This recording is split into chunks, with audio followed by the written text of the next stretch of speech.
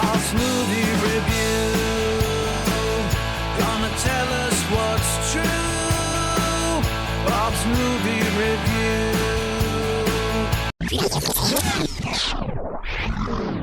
Hello movie lovers! Today I'm reviewing Captain America Brave New World. Big thanks to Disney for sending over a HD digital copy for review. Let's jump in. No shield needed. In Brave New World, Sam Wilson, formerly the Falcon, is stepping fully into the Stars and Stripes role of Captain America, but don't expect a high-flying superhero free-for-all. This entry leans more espionage thriller than superpowered spectacle. Think less Avengers Assemble and more Winter Soldier with way less punching. The plot follows Wilson as he tries to navigate a murky political landscape while dealing with threats both old and new, including the emergence of the Red Hulk, who's about as subtle as a sledgehammer through drywall. Along the way, he teams up with familiar faces and new allies in what feels like a mix of modern-day spycraft and a good old-fashioned power struggle. Let's talk cast. Anthony Mackie steps up as the new Cap, and while I liked his performance, let's be honest, he doesn't quite carry the same gravitas Chris Evans brought to the role. Evans was Captain America. Mackie is still finding his groove. He's solid, but I never really got that leader of the Avengers vibe from him. That said, it was a genuine joy to see Harrison Ford on screen. The man could read a grocery list and make it compelling. He plays Thunderbolt Ross, and honestly, his presence elevates every scene he's in. Ford still has it, grumpy charisma and all.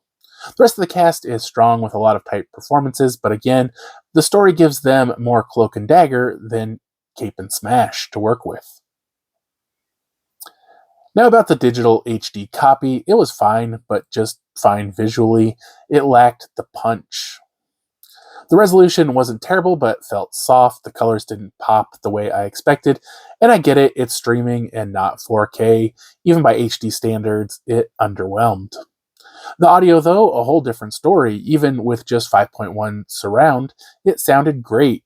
Bass hits landed with real weight. At one point, it genuinely felt like Red Hulk had stomped through my living room. Big, immersive, and clean. A+ on sound design. Story-wise, the movie is engaging, but it's definitely more Jason Bourne than Justice League. That's not a bad thing, but if you're showing up for a superpowered smackdown, you'll have to wait until the final act. Most of the runtime is spent unraveling conspiracies and political tension, with just a few moments of superhero flair sprinkled in. And about that twist at the end? Yeah, already spoiled in the trailers and marketing. So if you've seen the promos, don't expect a jaw dropper. Also, let's talk runtime. 2 hours, and it feels like it. Easily could have shaved 20 minutes off and kept things tighter. There's a post-credit scene, so stick around, but weirdly, no mid-credit scene. What's up with that? Overall, I liked Captain America Brave New World. It's well acted, the spy thriller angle is a nice change of pace, and it's great to see Sam Wilson grow into the role. But it's missing that larger-than-life energy we expect from Marvel. Less super, more serious. If you're coming back to the MCU after a long break, this might not be the movie to reignite the hype. Still, it's a solid watch, just don't expect to redefine the franchise. I give it a 3 out of 5. Not quite a Super Soldier Serum hit, but not a total misfire either. Thanks for watching, and again, thanks to Disney for the HD digital copy. If you've seen Brave New World, drop your thoughts below. Did it win you over, or leave you wanting a multiverse do-over? Catch you next time. I've been wondering Bob's thoughts on the latest blockbuster scenes. Does he say it's all worth seeing,